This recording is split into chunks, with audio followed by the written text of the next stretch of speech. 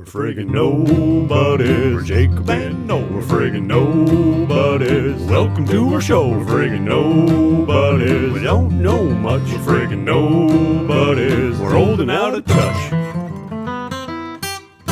Yeah, we do it right. Okay. Hey, we're friggin' nobodies. We're redoing the intro. Yeah. He's going to read his bit again. But it's for a really good reason. I'm going to listen better this time. He's going to spend more time looking at the camera. The technical difficulties, and I won't, because if I don't focus on this, I can't follow it. Let's go.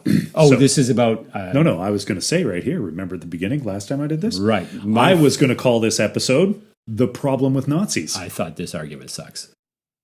Yeah, it's not. It's a problem with Nazis. His argument sucks. The problem with sucks. But the more... I thought you were going to listen a little better. Sorry. That's fine. Okay. So I was going to call this episode The Problem with Nazis, but the more I thought about it, the more it became apparent that there might be more than just this problem with the Nazis. So I'm going to skip the title altogether and start by saying that I'm going to miss Godwin's Law. For those who aren't so internet savvy as these two elderly gentlemen, Godwin's Law says something along the lines of, as an online discussion grows longer, the probability of a comparison involving Nazis or Hitler approaches 1. It was way back in the early 1990s, 1990 in fact, in the naively optimistic days of the internet when Godwin's Law was created. Back then, things were slow, baud rate slow for the old timers. That's from motors, right? Yeah, it's frequency per second. And there wasn't any more than 100 nerds typing away on some backwater BBS system. But now, the bulk of the Western world is online. And there's a greater than zero chance that the leading rebuttal of your internet debate starts with a premise that you're likely a Nazi, and possibly cribbing from Hitler's playbook. And really, in a discussion, where do you go from there?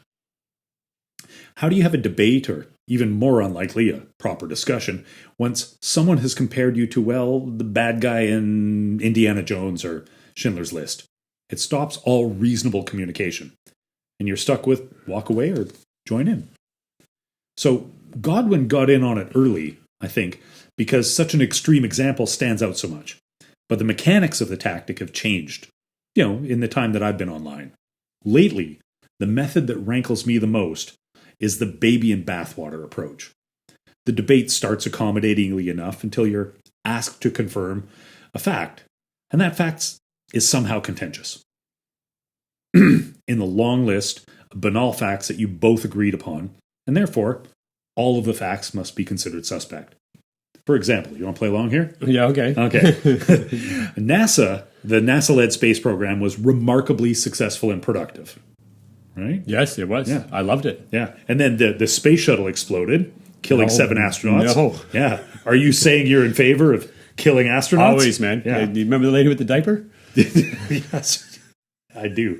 That wasn't that's not the same thing. Okay. But you can't have that debate. It's a ridiculous premise, and it works the other way as well. Okay, so we would be foolish to keep all this poopy, bacteria-infested bathwater in the house because it's going to make us all sick. Right? Yes. Yeah, there's a baby in that water, right? So you're saying if we don't want to throw out the baby, you want everyone to get sick? Is that what you're saying? No, just let the bathwater go and keep the... No, that's ridiculous. Either way, it's infuriating. These are the arguments that bug me a lot. So, based on the title of some report on some study I was half-heartedly reading, my brain became an adult brain about 20 years ago, in my early 30s, and is going to stay that way for a spell. So maybe that's why I don't really empathize with the need to win a conversation. When I was younger, it was great fun to jump in on a topic and wrestle with it for the sake of the squabble. Maybe even thought I was right. But now it's just frustrating to see the gargantuan waste of human effort as people engage one another with the express purpose of never backing down from their original proposition. It's all the more galling when the original proposition is, you're just like Hitler. So I'm going to wrap this up with some dumb guy math. That makes it so much easier. When I was growing up, I heard the expression tragedy plus time equals comedy. But as time goes to zero, you get closer and closer to the notion that tragedy equals comedy. Now, Gilbert Gottfried was cracking 9/11 jokes the next day. And for many, tragedy and comedy, yeah, they could stand a little separation there. There's a reason the apologetic Too Soon is now a sitcom trope. Yes. So, way back, Godwin saw this sort of thing happening and was optimistic enough to think that start of the argument to Hitler was going to take some time. Might even take a long time. That's the part I'll miss. The pleasant, childlike naivety that it doesn't start gross. It's going to take a little while before it definitely gets shitty. He does seem to start with it now. Yeah. Yeah, he's a Nazi right out of the gate. Yeah. That's just the start. I miss that. I miss those days. Anyways, we're going to take a short break. We'll be right back because remember, this is a re-recording of the intro anyways. Yeah, we're definitely not doing it. Yeah. So, You get it. cheers. You're See you internet in a minute. savvy. Everybody thinks they're him. Nobody thinks they're them. But what are the odds? Brought to you by the Bureau for a Better Conversation. Good day. We're We back. are back. Yeah. That was a very short pause. I decided to turn off the phone. Now, He's going to say a thing now. I'm going to say why this argument sucks, and it starts with Nazis as well. Oh, It's good. all about the I Nazis. thought you were going to tell me that I sucked right away. Oh, yeah, I should get glasses on. I got glasses for this reason. You don't get old for nothing. All No, right. you get it for all the accoutrement. Okay. So, what would people say if Nazis never existed? What would be the go-to for evil? The Soviets, the Americans, the European colonials, the Aztecs? It's impossible to say, of course, but what I do know is that once someone brings up Nazis, the conversation is over. It's sometimes referred to as Godwin's Law. It sure is, buddy. Sure, there we go. we should have. But I feel pretty confident that long before the internet, this was already a phenomenon. If something is wrong, you should be able to state why it is wrong in and of itself without an appeal to some evil force. If Nazis breathe oxygen, does that make oxygen evil? Just explain why it's wrong. Nazis have become so mythologized through comics, games, sitcoms, film, that they function as symbolic evil rather than explanatory evil. They function less like history and more like a horror movie monster. It's the argument version of, it's filler. Your brain turns off and something familiar falls out of your face. I feel similar about stats. I've seen people use the same statistic to argue completely opposite moral conclusions. One person tells me that a disproportionate number of violent crime in America is committed by black people, as if this was proof there was something wrong with black culture. Later, I hear someone else use the exact same statistic to prove that the police force is racist. Same stat, just an inverted version. It's one goddamn number. It proves nothing in isolation. I remember reading a book called Killing the Competition by Martin Dolly, and he was trying to prove that violence increased not necessarily in poor areas, but more specifically in poor areas that bordered rich areas. Really? You can see why that would be the case. It doesn't make sense to me. He also spoke about how most violence was committed by men and generally against other men. He had thousands of stats at his disposal, and even critics who disagreed with his thesis spoke about how in awe of his data set they were, openly admitting that it was the most impressive data set ever assembled on crime and violence around the globe. Yet Dolly didn't sound totally convinced himself, and plenty of people disagreed. If thousands of data points still produce ambiguity, what chance does a single stat have? Come on. Did you say come on? I did. Come on. You know, like Sylvester Stallone. Yeah. All this convinces me of is that they've looked up stats to support their own view and twisted it to fit a narrative. You've heard that story before. Hell, I've done it myself often enough that I can spot it in others. You get to a point where it feels like there's nothing new under the sun. These are shorthands, mental macros, and there are dozens more. So here's something I learned in the military that may or may not be true. I like mental macros. But hopefully it's at least interestingly wrong, if nothing else. We were told that when searching an area, you should scan left. Right to left, baby. Yeah, you should scan right to left instead of left to right. The idea was that because we read left to right, our brains make assumptions and skip details. By forcing your eyes to move in the opposite direction, you slow down. You notice things. You think. The act of doing something unfamiliar forces you out of autopilot. I feel like this about discussions. If you lean on familiar patterns, familiar villains, familiar stats, you're less likely to learn anything. It doesn't matter if you win the argument. It doesn't matter if you're right. Hell, it doesn't even matter if you arrive at some clean, shared truth. What matters is that you go someplace you haven't been before. Because otherwise, we're just yelling Wikipedia articles at each other until someone says Nazi. You know, the right to left thing? Yeah. I don't know which university, a bunch of eggheads did it, but they did a great study where they just took words and changed all the letters inside the Don't need words these anymore. and then produced whole pages with all the words misspelled and set up wrong. Because your brain will automatically fill in the words. You don't have a problem reading it because your brain is just looking for patterns. Yes. Yeah. I see it all the time in language too. People use tons of different phrases that are Placeholders. Yeah. for It's thought. not a single word. It's You want a 4 or beer? 5 words strung together. I will need one soonish. Not just yet. All right. Okay. If you're going to grab one, though, you Yeah, can grab right one for here. me too. I'm not grabbing one for me. I'm grabbing one for Not like you. you're moving later on. 5 minutes from now, you'll still be right there. Yeah. It's just as cold in the fridge as it is out here. Matter of fact, I don't even have the fridge on, so it's guaranteed. It's Actually, cold here right it's now. pretty cold in the fridge, too. Yeah, lots of language works that way. People generally don't put one word next to one another. What they do is they put phrases next to each other. It's a Gretzky thing. They did that study on neural chains in sports stars. Oh, They did it out of UBC ages ago. Because apparently if you practice emotion enough, once you do it enough, you don't have to think about the moves, whether it's stick handling, passing, or what have you. You just have to think about the initial motion. And then your body, the neural chain, will take care of it by itself. right. Which is, Gretzky had, his were longer than Jordan's or anyone else's. Because he put so much practice in. So he could skate with his head up and not have to think about stick handling or where he was going to pass. Right. As soon as he started that chain, it was already happening. That's why, despite being reasonably small, not that strong, not that fast, not yeah. having that great a shot, he still put up incredible numbers. Because it was all on autopilot. Yeah. Which is why he was such a terrible actor. Which can be really handy for certain things. Yes. If you want to put together sentences Not in quickly a and carry debate, on a though. conversation with another human being, sure, I could see it.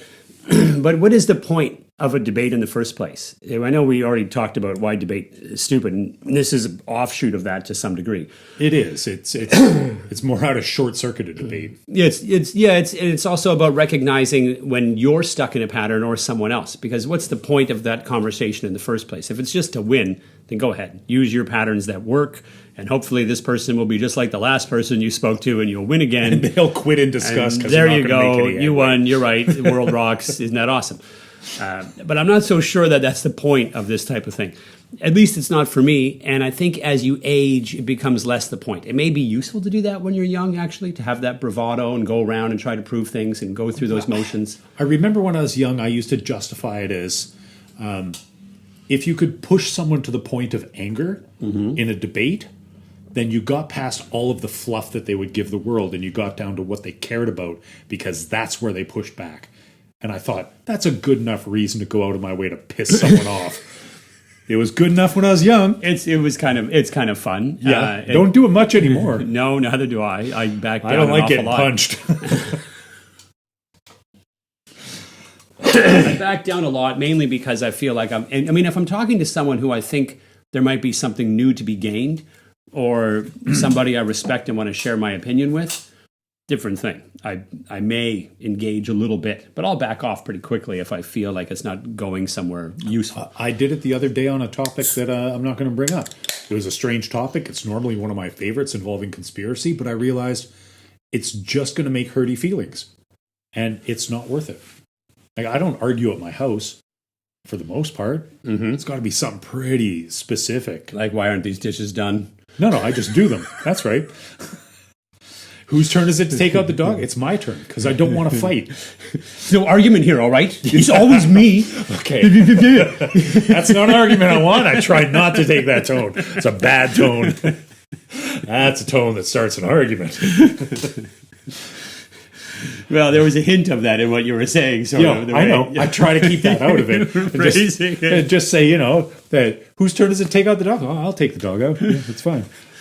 But you don't voice the opinion. It was supposed to be horrible examples. And the only one I really had, you brought up a bunch more when I first brought it up, was the Nazi thing. That argument sucks. And is Nazi in particular for me. But then when I sat down and thought about it, the next one I came up with was stats, because people will use sometimes they'll even have a dozen stats. There's lies, damned lies, and statistics. Yeah, because they can be looked at from all kinds of they're garbage perspectives. And it's so frustrating because if you talk to a statistician, You want an aside for a real crappy joke? Sure. Okay. So a physicist, a mathematician, and a statistician all go out hunting. All right. They come creeping through the woods. They see a deer up on the top of the crest on the rise. Don't forget the people back at home. Yeah. Well, no, it's over their heads. So the mathematician says, "Hey, I got this one." And he lines his shot up. He takes it, and it goes right over the deer. And the physicist said, like, dude, you didn't even take into account any wind resistance or friction. Watch this. He takes a shot. It goes under the deer. Statistician looks at them both. We got him! Yeah. There you go. Nerdy math joke. That's not bad, actually. Statistician. Yeah. So I don't know where I was going with this. Statistics are terrible. I'm sure there's other ones you could come up with. Fascist is big these days. Well, People that's just more phrase Nazi, around. communist, libtard, anything I that used to just... get into religious arguments all the time, and people would jump with, "Oh, so you believe in a magic man that lives in the sky?" And you're like, "Yeah, that's it right there, man. You got it. You got it. You nailed me. I wish you could just speak for me from now on, actually." Damn, that Jesus guy's going to be pissed off. He got disbelieved so hard. People jump to certain kinds of arguments right out of the gate. I guess they're lowest common denominator arguments. They're like, it's like a version of a straw man, but it's almost even worse than that. It's an already burning straw man, that's like pile of ashes practically. It's very frustrating. Like I did bring it up, but that baby bathwater argument is so frustrating. Oh yeah? Well, we're going to have a debate on this topic. You believe that side? Well, once on all of the evidence that you have on your side, they did something that doesn't fit with your evidence. Therefore, it's all worthless. It's so infuriating. Yeah, it's not that. So Which we were is, having I an guess, a argument statistical the other argument. time about whether or not there's an axiomatic assumption at the bottom of math, Yes. right? And I don't know, it wasn't really an argument. It was a discussion. I was trying to figure it out. It was based on the Principia Mathematica. You guys may know that. So Newton, eh? Where Bertrand Russell and Bertrand Russell and Gödel. Gödel. Was it Gödel or was he later in came with machine language? Gödel was a mathematician. Are you thinking... Maybe they were working together. Anyways, the premise was either they were going to try to prove that 1 equaled 1 and 2 equaled 2. In set theory. And 1 plus 1 would equal 2. So it seemed really simple, and they had 2 books to do it, and they kind of failed. They couldn't really do it. There was a basic assumption at the bottom that math was what we said it was. Yes, and that was Gödel's incompleteness theorem. Yes. And eventually it ended up turning into machine language and allowed us to build these things here. Right? Which is kind of awesome. We'll be talking about that in a later episode. As far as your baby and bathwater thing is concerned, yes, you could have a long conversation and try to prove that math isn't totally knowable and it's built on assumption. Yet, everything we're relying on was built upon those principles. It seems to work pretty well. I pick up my phone, it goes to space, it comes down, it tells me answers. It's all amazing. When I was going to get it would be silly to throw it all away because of that. When I was going to get a job after high school, I had 2 choices. I was going to be a nurse or I was going to be a teacher. And I wanted to write, but I knew you didn't make money writing, so I thought I'll be a teacher because I get the summers off. And I was going to teach physics, because they were going to teach Newtonian physics forever. The best kind. And it's not right. It's not complete. But it works for most things. So it's pre-Einstein physics, so do you throw it out? Is that the idea? Well, it just doesn't include relativity. So when it shows up, when you take really good, accurate measurements of Mercury and its orbit, Newtonian physics doesn't handle it because it's so close to the sun that you have to include relativity and the bending of space-time for all the weird little perturbations. But with Earth it works? With Earth it works close enough. Right. It's just you get so much gravity in one spot it messes with Newtonian mechanics. And you can't have relativity unless you have that first in a way. That's I'm not strong enough in math for that. I think you can use Newtonian or Einsteinian physics for most things. It's just they're way more complicated. Not what I'm saying. The chances of Einstein coming up with the notions of relativity without that being a basis for everything he's learned already would be really difficult. Yeah, it seems absurd almost. Yeah, that's a Douglas Adams absurd argument. Some kind of a workable foundation. It doesn't necessarily have to be Newtonian physics. I guess there could be another You got to system, build up to it. But something that's functional before you can... You know what? That's wrong. You have to build down to it because... you need Urban Dance Squad before you can get to Limp Bizkit. Yeah, that's right. What he said. I guess Limp Bizkit is the Einstein of hip hop. I shouldn't. Jeez, that's a tough. I can't think of a rap metal band that's We better should than have a Urban Dance discussion Squad about that. after them, so I don't know what to say. No, Newtonian physics is mainly involved with everything on a macroscopic level, and Einsteinian stuff is all on a quantum level. Right. So there's some overlap, but it doesn't scale properly both ways. Oh, both ways. You can't use Newtonian I don't physics. know what this has to do with this argument. So Oh yeah. Okay, so don't have this argument because this is just me learning. I'm in science class again. Thanks there, Mr. Who was our science teacher? I don't remember. there's a big fat guy, Caswell, Yeah. and there was a skinny little bald guy, That's the guy I'm thinking of. Osterberg, Osterberg. Mr. Osterberg. Oh, Yeah. they're both dead.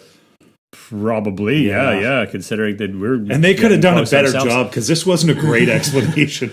Our write-ups were good, but I don't know where to go from there because I can't think of a lot of... I mean, I guess we've sort of thought of other ones. Well, there's so many stupid ways to end an But argument. a big part of it is that idea about breaking your patterns because your conversation's going to fall apart and get really uninteresting very quickly for you too. Now, like I said, I think there's value in doing it when you're younger, but over time, you either stop doing that and find ways to break the patterns or just stop having interesting conversations altogether. After your mid-30s, Because there's that's nowhere when your left to brain go. changes. Yeah. Another thing to avoid, two things to avoid. Ad Generally hominem. stops taking in new stuff and starts just forming patterns all the time. Yeah, and it's not running off of those It doesn't have the patterns. teenager brain where you have all the intelligence but none of the risk assessment. So two things to avoid. I've got some things to say about that in my futurism write-up. Two things to avoid. Avoid ad hominem attacks because we've often had arguments where we both agreed we were dicks, but that didn't help with like the calling debate. someone a fascist or a racist is one of those things. If you could point to a fascistic policy or a racist policy specifically, then not attach it to your interlocutor, to throw that word out again, it seems to be popular on the show now, and not attach it to the other person. Wait, didn't he live on the Borg? Did he live on the Borg? Yeah. I don't know. Interlocutor or Borg? Could have been. Could have been. But yeah, where was I going again? I don't know. All that you interrupter, you? Okay, don't distract people when they're having a debate because I'm old. I can't keep trains of thought in the middle of someone else talking like that. Anyways, whatever I said, that was probably true. I would say. yeah, it was. And ad besides, hominem. we're at about 20 minutes now. Yeah, you were talking about ad hominem attacks. Don't call people fascists. Well, it's better to say the thing is like this is this belief here is a fascist belief, or this policy is fascist, and then to explain why.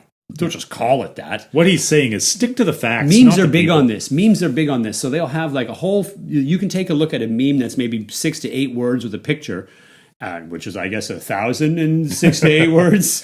Boo, boo. And if you look at it closely and see the person who used it and their purpose for it, you can probably guess a whole political philosophy behind that thing. Yeah. Right? And I don't think that's great because it means that we have filled in this big, huge, complicated idea with a tiny little, there it is right there, as if that's the whole thing. And frequently people who post things like that haven't even read, I don't know, Das Kapital or Adam Smith. I thought you were going to say Dostoevsky, and I thought, what memes are you looking at, buddy? Well, even that, I've seen existentialist memes. Yeah. Anyways, that's where I was trying to go with the thing about the insults. Yes. We used a fancy word. All right. So You wanted to add humans or something. humans. Yeah. Anyways, We don't want humans in our debate. so that solves why this argument sucks. Yeah, it definitely sucked. I hope you guys got it. Yeah, The write-ups were good. they were pretty good. Yeah, we got kind of sidetracked there. Okay. It's well, really cold here. I'm waiting to say, see you on down the trails. Okay. See you on down the trails. It's worth it.